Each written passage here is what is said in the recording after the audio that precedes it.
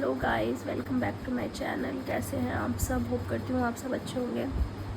मैं अभी कुछ दिनों से ठीक नहीं हूँ, तो ये मैंने सोचा कि आप लोग शायद वेट कर रहे हो कि कोई राखी का व्लॉग आएगा या राखी की तैयारी का व्लॉग आएगा या कुछ ऐसा व्लॉग आएगा।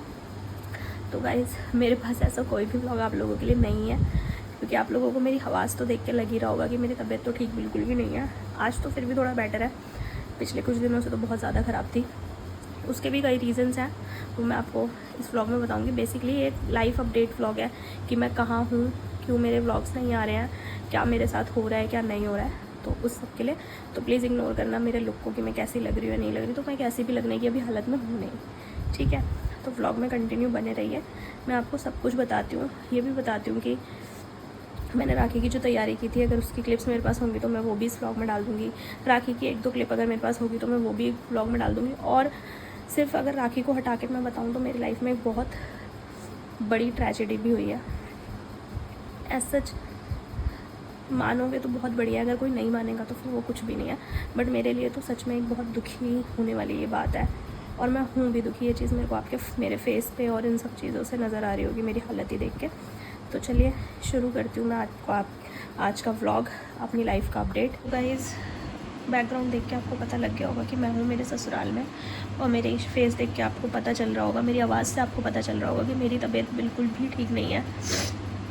एक्चुअली में मुझे कोल्ड, कफ, फीवर, बीपी की प्रॉब्लम हो रही है पिछले कई दिनों से। तो जैसे कि मैं आपको बता रही हूँ कि मैंने कोई व्लॉग्स मेरे नहीं आ रहे हैं, ना मिनी व्लॉग्स ना लॉन्ग व्लॉग्स। मैंने लास्ट एक लॉन्ग व्लॉग डाला था, उसके बाद मैंने कुछ नहीं डाला है। तो ये बात है ट्यूसडे इवनिंग से मैं शुरू करती हूँ। डेट थी 5 अगस्त।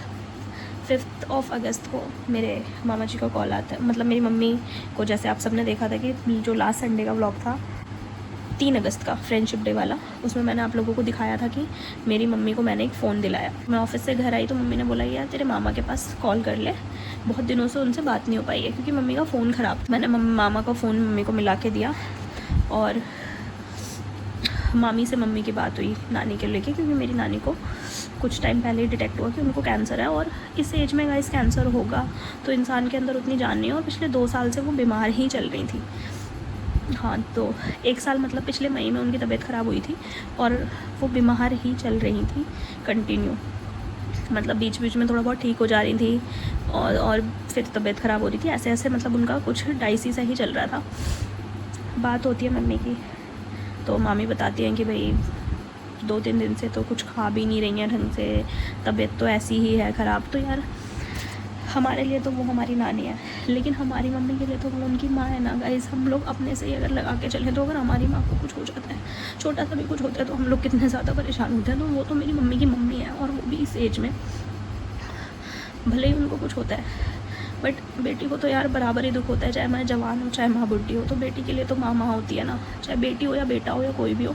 और तो मेरी मामियाँ भी मेरी नानी को बहुत प्यार करती हैं। मेरी मामी बहुत अच्छी हैं, मतलब मेरी 2 मामी हैं, और दोनों के लिए वर्ड्स नहीं है मेरे पास बोलने के लिए कि वो बहुत अच्छी हैं। मेरी नानी की उन्होंने इतनी ज़्यादा सेवा की ना, अपनी जी जान से मेहनत की। मेरे मामा ने, मेरी नानी ने, मेरे मामा के बच्चों ने बहुत बहुत सेवा की, मतलब। तो मेरी मामियों ने तो बहुत किया। और मेरी मम्मी का दुख यार क्या मैं बताऊँ। तो वो वो सब बातें सुन के वो रोने लगी कि मेरी मम्मी की इतनी तबीयत ख़राब है। तो मुझे 1% भी नहीं पता था। ये तो मुझे पता था कि नानी की तबीयत ख़राब है, बट जैसे वो कई टाइम से बीमारी चल रही थी, तो मुझे नहीं लगता था कि मेरी नानी को कुछ हो जाएगा। फिर तबीयत ख़राब, इंट्यूशंस हैं मम्मी को, बड़े लोगों को हो जाते हैं कुछ कुछ। तो मम्मी ने बोला कि मैं अभी इस वीक घर पे हूँ, तो तुझे इग्नोर करना गाइस, तुझे जाना होगा राखी पे, मतलब राखी वाले दिन तो अपने घर जाएगी, क्योंकि उनके चाचा चाची और उनकी कज़न आने वाली थी दिल्ली 9 तारीख को। उनका मतलब वो स्टेशन पे उतरने वाले थे नई दिल्ली। तो मेरा यही प्लान था कि मैं 2 हफ्ते मम्मी के यहाँ रहूँगी। 9 तारीख को मैं अपने घर पे अच्छे से त्यौहार बना के राखी वाखी सबको बांध के, और मेरे हस्बैंड चाचा चाची को लेने आएंगे, उनके साथ मैं अपने घर आ जाऊँगी। तो यही बस मेरे दिमाग में चल रहा था। तो मम्मी ने कहा कि तू 9 तारीख को जाएगी, मुझे कुछ अच्छा सा नहीं लग रहा है, तो तुझे जो भी सामान लेना है ना, मतलब विदाई का, वही तो तू अपनी पसंद से ले ले। क्योंकि हम लोगों का गाइस पता नहीं क्यों हमारी मम्मी लेके रख लेती है, तो हमें समझ नहीं आता। और सेम चीज़ चाहे हम अपनी पसंद से ले लें, लेकिन उनकी दी हुई चीज़ हमें उतनी समझ नहीं आती। मतलब मेरे साथ तो ऐसा है। कि मैं मम्मी को बोलती हूँ कि नहीं तुम रहने दो, मैं अपने आप ले लूँगी। तो मम्मी ने बोला कि चल हम मार्केट चलते हैं, तेरे को जो लाना है ले आ। हम मार्केट के लिए निकले। वो क्लिप्स मैं आगे आपको लगाती हूँ इस वीडियो में।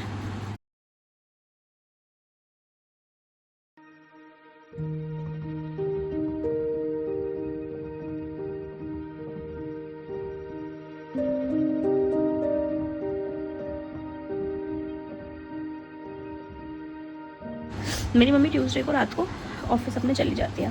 ट्यूसडे को मम्मी ऑफिस चली जाती हैं, तो ठीक है।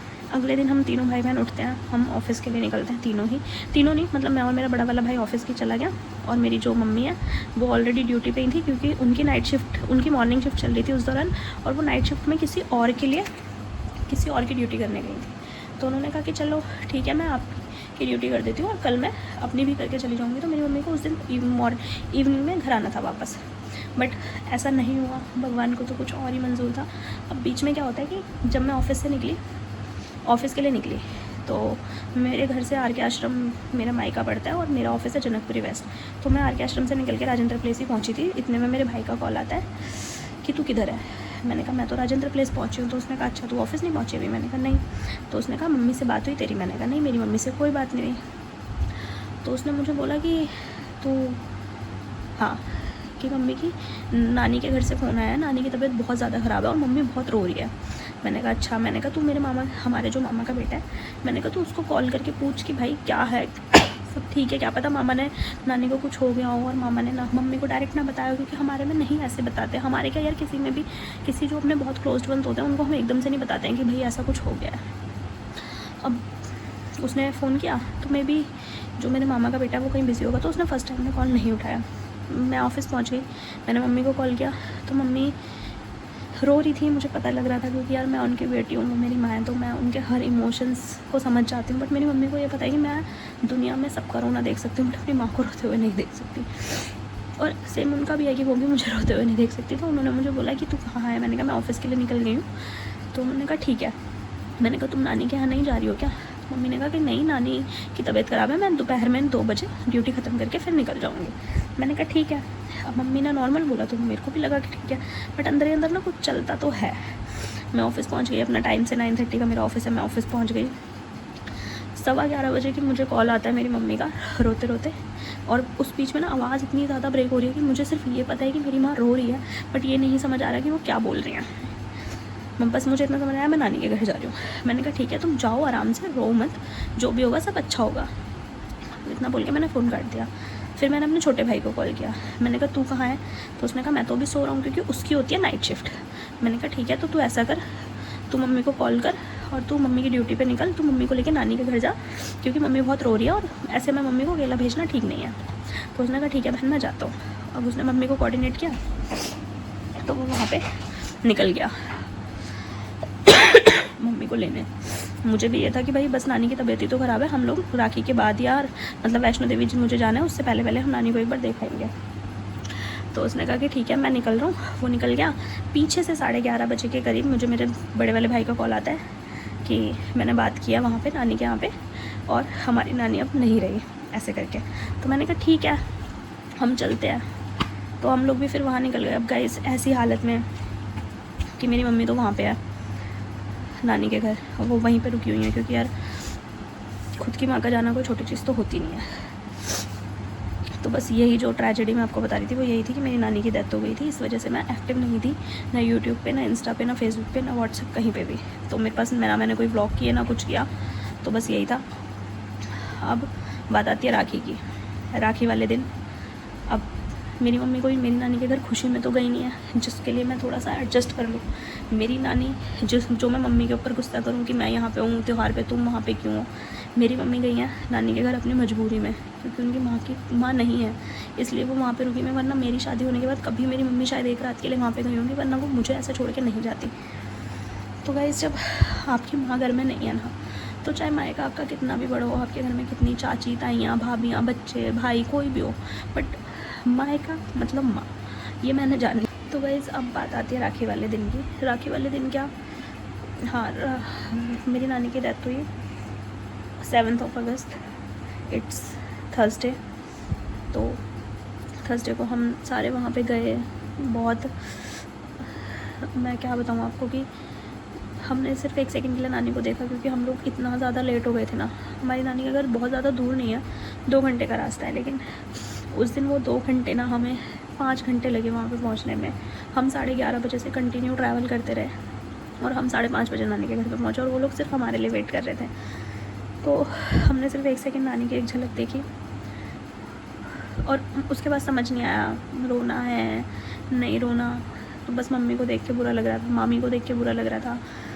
मामी की मेरी बेटी है छोटी, एक ही बेटी है मेरी मामी, मतलब 2 मामी है मेरे पास, दोनों के बीच में एक बेटी है, बाकी सब बेटे हैं। तो उसको देख के इतना बुरा लग रहा था। भाइयों से तो मैं उतना नहीं मिल पाई, और यार वो लड़के हैं, वो रोते नहीं रह सकते, उनको और भी 10 काम देखने होते हैं, तो वो रोते तो नहीं रह सकते। तो बस हम वहाँ से मम्मी को बोल के समझा के घर आ गए अपना वापस, तीनों भाई बहन और पापा हमारे साथ। तो वहाँ से आके बाद तो बस तबीयत ऐसी सी हो गई कि देख ही रहो आप मेरी हालत। आज तो फिर भी थोड़ा बेटर है। बस आई विश कि वैष्णो देवी जाने से पहले, आज 10th है, परसों 12th में हमारी ट्रेन है, तो पता नहीं कैसा रहेगा कैसा नहीं। राखी वाले दिन का आप लोग बोलोगे कि नानी की डेथ तो तब हो गई, राखी का व्लॉग क्यों नहीं आया? तो गाइज़ पता नहीं क्यों, अभी शायद मैं यूट्यूब पे नहीं हूँ, तो ऐसी हालत में जब मम्मी घर पे नहीं है, आप मायके में अकेले हो, ठीक है, तो मन नहीं करता है व्लॉगिंग वगैरह करने का। और जब आपके घर का माहौल ठीक नहीं है तो फिर आप क्या व्लॉगिंग करोगे? जब आपका मन ठीक नहीं है तो क्या व्लॉगिंग करोगे? और राखी वाले दिन से क्या, राखी वाले दिन एक रात पहले से मेरे मायके में इतनी बारिश थी, मतलब जिसका कोई हद नहीं। तो बस नेक्स्ट डे मैं उठी, अब ना मेरे हस्बैंड आए थे राखी मुझे लेने के लिए, रात को ही आ गए थे वो। रात को हम तीनों, हस्बैंड, मैं, मेरा भाई, हम चारों ने बैठ के काफ़ी अच्छा टाइम स्पेंड किया। हमने खूब बातें की। तो बस राखी का मेरे पास कोई व्लॉग नहीं है। बाकी मैं जब भाइयों को राखी बांध रही थी तब मैंने 2 मेरे शायद हस्बैंड ने क्लिप शूट कर दी होंगी, वो मेरे पास क्लिप्स है, वो मैं आगे लगा दूँगी। तो बस आई होप कि आप लोग इस चीज़ को समझेंगे कि मैं धीरे धीरे तो यार देखो चीज़ें भूल जाऊँगी या भूलने की कोशिश करूँगी या अपनी लाइफ में बिज़ी हो जाऊँगी, तो ऑब्वियसली कि आगे तो बढ़ना पड़ेगा। जब हमारे माँ बाप चले जाते हैं हमें तब भी आगे बढ़ना होता है, ये तो हमारी मम्मी की मम्मी है। बट मुझे काफ़ी दुख लग रहा है अभी, तो मैं मतलब लिटरली उस चीज़ से निकल नहीं पा रही हूँ। बार बार वो सब चीज़ें मेरे सामने आ रही हैं।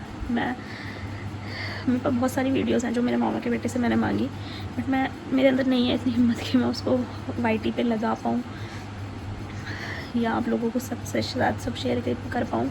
अब आप लोग अगर बोर हुए हो तो उसके लिए सॉरी, बट अगर कोई मेरी हालत समझ रहा है तो थैंक यू सो मच। बाकी राखी की क्लिप्स होंगी वो मैं आगे